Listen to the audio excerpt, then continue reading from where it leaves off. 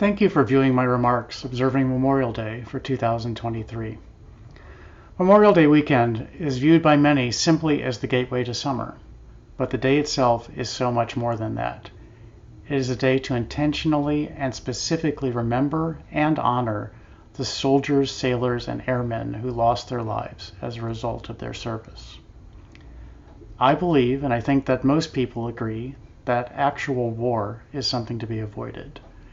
The ancient Chinese general Sun Tzu, who wrote The Art of War, agreed, saying, "The greatest victory is that which requires no battle," and also, "The wise warrior avoids the battle." Unfortunately, as we are seeing in Ukraine right now, war cannot be avoided without unacceptable sacrifices. And when war actually happens, people die. Even preparing for war to try to avoid the battle can lead to death. On March 30th of this year, just 2 months ago, 9 soldiers from the 101st Airborne Division on a training exercise out of Fort Campbell in Kentucky had a mid-air collision between 2 helicopters, and all on board were killed. This is not as unusual as it should be. Between 2013 and 2020, 224 U.S. service members were killed in such accidents, and this crash was one of 5 this year, 3 with fatalities. I will read the names of those killed in March and send my condolences to their families, friends, and those who worked with them. Staff Sergeant Joshua Gore, Chief Warrant Officer 2 Zachary Esparza, Sergeant David Salinas Jr., Staff Sergeant Taylor Mitchell, Sergeant Isaac J. Gallo, Chief Warrant Officer 2 Rustin Smith, Warrant Officer Aaron Healy, Corporal Emily Marie Eve Bolanos, and Warrant Officer Jeffrey Barnes.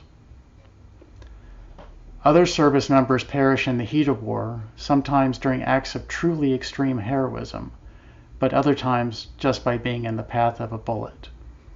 An example of this is Henry L. Holbert, who lived in Riverdale Park in the early 20th century. His heroism across a 30-year military career is recognized by a Medal of Honor, a Distinguished Service Cross, a Navy Cross, and, locally, his name being inscribed on the Peace Cross in Bladensburg, and also a plaque placed by an unknown person on the Cannon and DuPont Circle here in Riverdale Park. The French Army also honored Captain Holbert with the Croix de Guerre Order of the Army. While Captain Holbert was cited twice for bravery in the Battle of Belleau Wood in June of 1918, and posthumously awarded the Navy Cross for that bravery, he died at Blancmont Ridge on October 4, 1918, struck by an unknown German machine gunner. John W. Thompson saw him fall and noted the peaceful look upon his face. His body is interred in Arlington National Cemetery, and I used information in a recently published article on their website by Michael Robert Patterson in preparing these remarks. Before moving on to a final specific individual, I will recognize, as I have in past Memorial Day remarks, members of the military who are not officially recognized as service-related deaths, but I would like to recognize them. These are those veterans who die by suicide. While the Departments of Defense and Veterans Affairs have worked diligently and with some success to reduce veteran suicides, the suicide rate among veterans is around twice the suicide rate among the general population. It is obvious to me that this is service-related, and these veterans should be recognized today. While the fallen have made the ultimate sacrifice, their families and communities also make sacrifices, and the tragedy of the service member's death can expand. Marine Lance Corporal Alexander S. Arredondo, the son of an undocumented Costa Rican immigrant, died on August 25, 2004 by enemy action while serving during Operation Iraqi Freedom in Najaf, Iraq.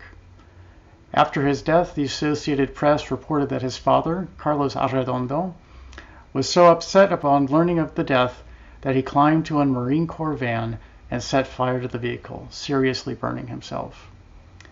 Alexander's brother, Brian, committed suicide in 2011 after battling depression for years following his brother's death.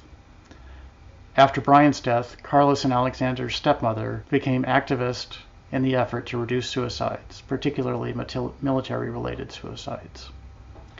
These service members and their families and communities gave their lives in defense of the United States, and it is fitting that we honor them and the more than 1 million others who have died during United States history on this day. I'll close my remarks by reading from the end of the Gettysburg Address as presented by Abraham Lincoln in November 1863. It is rather for us to be here dedicated to the great task remaining before us, that from these honored dead we take increased devotion to that cause for which they gave the last full measure of devotion, that we here highly resolve that these dead shall not have died in vain, that this nation, under God, shall have a new birth of freedom, and that the government of the people, by the people, for the people, shall not perish from the earth. Thank you for watching.